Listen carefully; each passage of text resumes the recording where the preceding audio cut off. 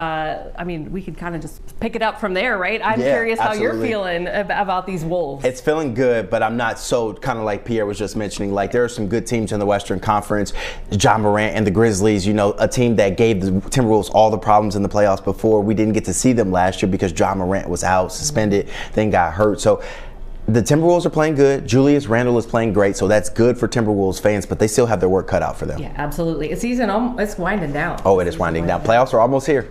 They gotta snap in there quick. Okay, let's talk about the game that you were at last night. When I saw you were covering this last night, I thought, man, we gotta hopefully get you in here to talk about, because there's so much to talk about, right? And just checking our audio. Is our audio okay, guys? A little echoey in here. We good?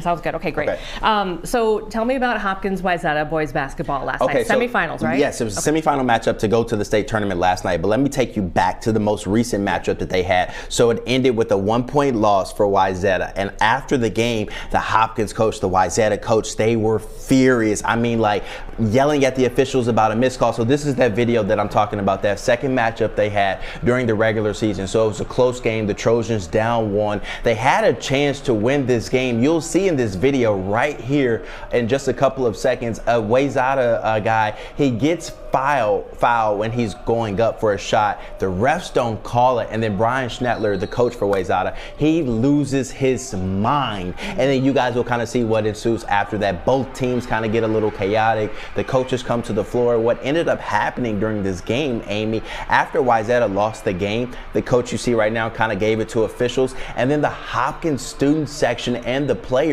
followed Wayzata to the locker room, which is unheard of. And so Wayzata's head coach, he ended up getting suspended for 1 game. Nothing happened to Hopkins head coach. That was a very controversial call about him not being suspended, but a lot of people said that wouldn't have happened anyway. So yeah, it was just, that was that type of game. And so we had a rematch to go to the state tournament, which was the same game they played last year in the sections.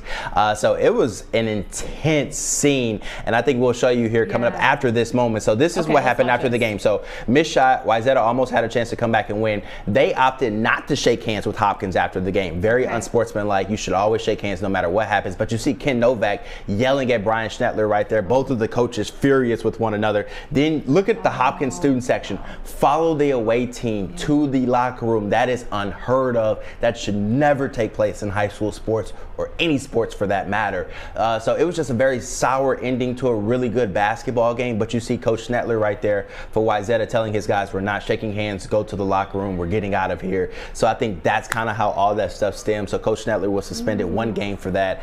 Coach Novak not suspended at all for Hopkins. So yeah, so needless to say, the anticipation was building for that game last night, and we have a video that you'll see of fans lined up outside the doors at 5 o'clock just to get in. And when I tell you how chaotic it was, Amy, 1, I couldn't find parking when I got there, so I had to create a parking spot. And 2, when I went in to go through the main entrance of the high school, I had people telling me, you're not on the pass list, we can't let you in. And I was like, I work for Fox 9, this is my live shot tonight, I'm reporting on the game. And they're like, yeah, you need to be on the list. And I'm like, so I had to go to another entrance where our photographer was already inside, and another lady stopped me. She's like, you're not on the list, you can't get in. And luckily photojournalist Sam Jones was like, hey, he's with me. And she's like, oh, you're good to go, you can go now. Oh my so I was finally able to get inside. But when I got inside, no standing room, no sitting room. I mean, it was just packed from the top to the bottom, all the open spots in the corners. It was crazy last night. Wow. Yes, great basketball game. Thanks to Chaz from CCX for sharing that video with us, by the way. That was insane. Yeah, I think that record setting. I mean,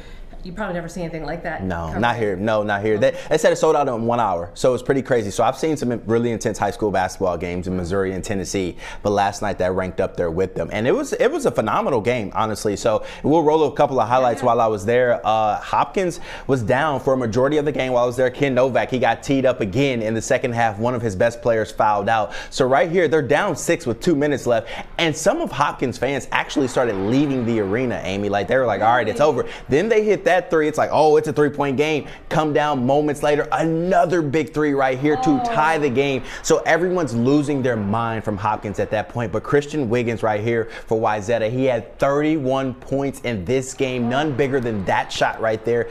That was the three to put them ahead. He gave the crowd a silencer moment, and they went on to win. But, you know, I have to mention Hopkins certainly had a chance to win that game, Amy, but they missed 10 free throws in the second half and ended up losing by 4. So I know a lot of people on social media were talking about Coach Novak's Twitter and him costing the team 2 points.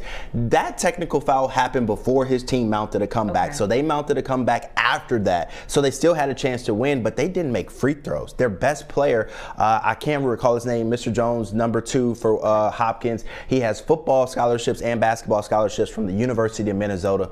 He had 0 points and 5 assists last night, and he fouled out at the end of the game, and that's kind of like what spiraled into Coach Novak losing his mind a little bit and whatnot. But other than that, great basketball game. Hopkins just needs to hit some free throws, and maybe they're going on to the state tournament. Wow, incredible. And you know, we all know great families who go to Hopkins, and they would say that is not representative of who we are. Yeah. It is disappointing that the state high school league or that the sports department there wouldn't just sort of take more responsibility. It should never get to that, and Hopkins certainly should have had their coach suspended. You know, just to match what Wayzata did, you set a precedent, and it starts with the coaches. Your coaches get held to a higher standard, so if they act like that and they don't get punished, well, then the players think they can do whatever they want because their coach has their back and will get them out of it. So Hopkins surely set a bad example with that. They should have suspended their coach Novak, but, you know, life goes on, and certain people get certain privileges, and it's okay. Wayzata got the last laugh in this case. Yeah, congratulations to Wayzata. So it'll be a great